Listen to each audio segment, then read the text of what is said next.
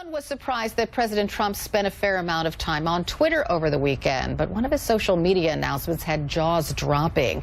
He plainly stated that his wonderful son, Donald Jr., went to that controversial Trump Tower meeting with a Kremlin-linked lawyer to, quote, get information on an opponent, meaning Hillary Clinton.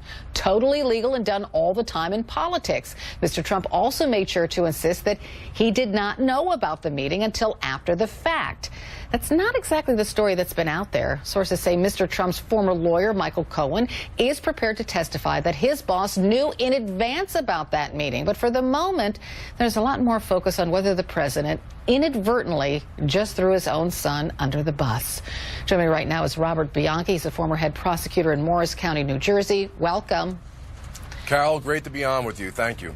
Nice to have you back. So, if you were representing Mr. Trump and you read that tweet over the weekend, what would go through your mind? I'd be asking my wife to get some Xanax and a nice strong martini. And I am saying that facetiously, but nevertheless, the point I'm trying to drive here, Carol, is as a lawyer, you would have to put your hands in your head. These statements are admissible statements. Each one of them is building more building blocks within an obstruction charge in this case. I know the lawyers don't want this to happen. And, Carol, this is the reason why if I were representing Donald Trump, I would tell him you cannot go into an interview.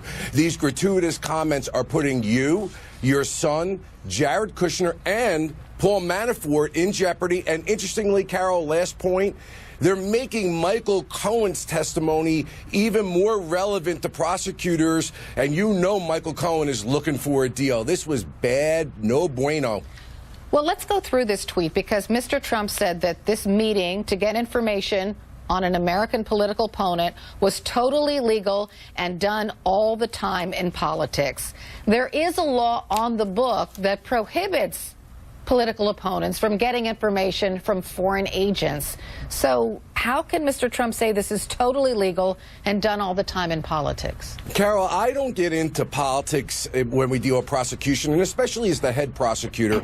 I had to investigate both sides, Republicans and Democrats. So let's get to the law. You just hit it right on the head. The bottom line, it is a crime to try to or attempt to or conspire to or in fact get anything of value, that's what the law says, from a foreign national, an individual, or a foreign corporation. So this is literally an admission that this was the purpose of this meeting. And when the president respectfully is indicating that nothing came of it, that is not the legal point. We prosecute cases every day for people who take a substantial step, that's what the law says, in order to commit a substantive offense, even if the offense was never committed. I'm telling you, the lawyers went berserk when they saw this. The last line of his tweet, too, is confusing because, you know, he goes through all this. It's totally legal. It's done all the time. There was this meeting. And then the last line of the tweet is, I did not know about it.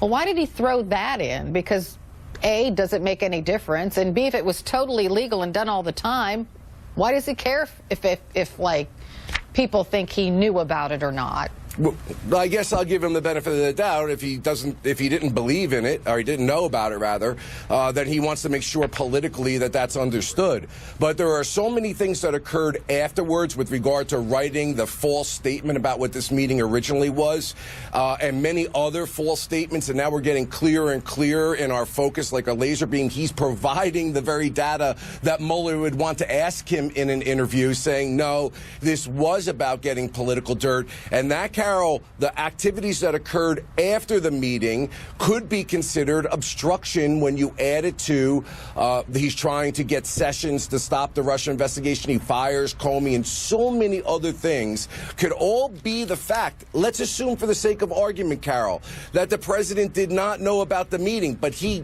basically in that tweet indicated he knew his child was in jeopardy for this, and this could be the whole motivation as to why he wants to end the Russian investigation.